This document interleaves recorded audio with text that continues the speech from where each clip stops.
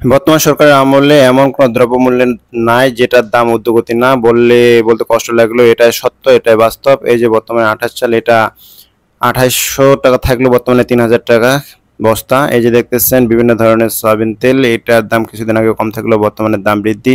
এই যে দেখতেছেন এটা হচ্ছে তীরের সয়াবিন তেল, হাফ লিটারের দাম হচ্ছে 97 টাকা। এর পাশাপাশি আরো রয়েছে, এই যে দেখতেছেন এটাও 97 টাকা। আর এক প্রকার তীর তেল রয়েছে, এই যে দেখতেছেন আমি দেখানোর চেষ্টা করতেছি, যেটার বর্তমান বাজার মূল্য হচ্ছে 208 টাকা। কিছুদিন আগে 198 টাকা থাকলেও বর্তমানে সেটার দাম 208 টাকা করে পার লিটার। সেহেতু বুঝতে পারতেছেন আমি বাস্তব জিনিস দেখে আপনাদের বলতেছি। যে দেখতেছেন এই দিকগুলোর দাম কিছুদিন আগে দাম কম থাকলেও বর্তমানে বাজারের দাম অনেক বেশি। এই যে দেখতেছেন তীর তেল যেটা, সেটা হচ্ছে 208 টাকা পার লিটার। এই যে ডাল 160, বর্তমানে 160 টাকা। আর কিছুদিন আগে ছিল 140 টাকা। সেহেতু ডালের দামও বৃদ্ধি, এটা দেখতে পাচ্ছেন সকলে বাজারে।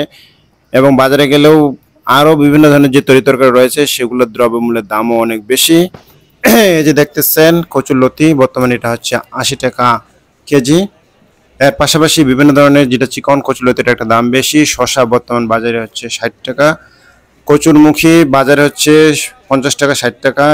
এই যে টমেটো হচ্ছে 120 টাকা কেজি। এর পাশাপাশি হচ্ছে চিচিঙ্গা বা চিচিঙ্গা যেটা, সেটা হচ্ছে 70 টাকা 80 টাকা কেজি। ভাত করলা 70 টাকা 80 টাকা কেজি। কাঁচামরিচ 60 টাকা পোয়া। এর পাশাপাশি যেটা ভালো মানের টমেটো, এটার একটু দাম বেশি আরও। এর পাশাপাশি রয়েছে বেগুনের দাম হচ্ছে 100 টাকা কেজি। পেঁপের দাম কিছুটা কম, পেঁপের দাম হচ্ছে আপনাদের 30 টাকা কেজি। কাঁচামরিচ, শুকনো মরিচ সব কিছুর দাম বেশি। এই যে দেখতেছেন এটা কাঁচামরিচ 60 টাকা পোয়া।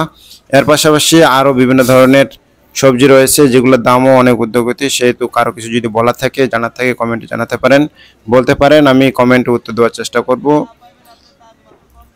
সেহেতু প্রিয় দর্শক, বর্তমান বাজারে ঢাকার সব বাজারেই বলা চলে হচ্ছে সব কিছুর দাম চড়া।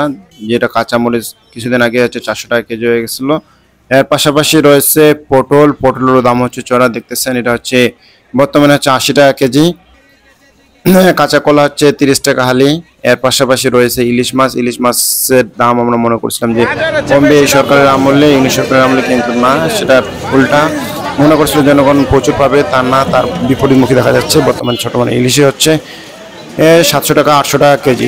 এই যে ফলমূলের দামও বর্তমান বাজারে খুবই চড়া। এই যে আনারের দাম বর্তমানে 400 টাকা কেজি ছিল, বর্তমানে 500 টাকা বা 600 টাকা কেজি।